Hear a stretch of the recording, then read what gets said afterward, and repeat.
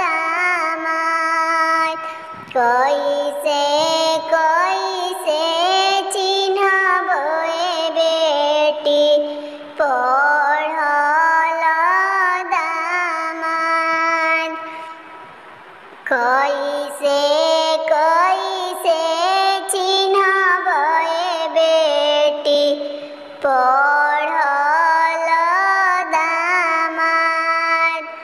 हाथवा के देखी है बाबा कलम किताब हाथवा के देखी है बाबा कलम किताब ओही से चिन्हई है पापा पढ़ल दामाद ओही से चिन्हई है चाचा पढ़ल दामाद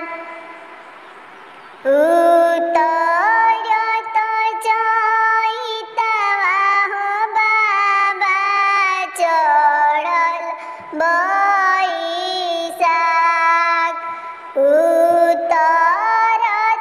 चैतवा बाबा चढ़ल बैसाख बन पैसी खोजी हजी पापा पढ़ुआ दामाद बन पैसी खोजी हजी चाचा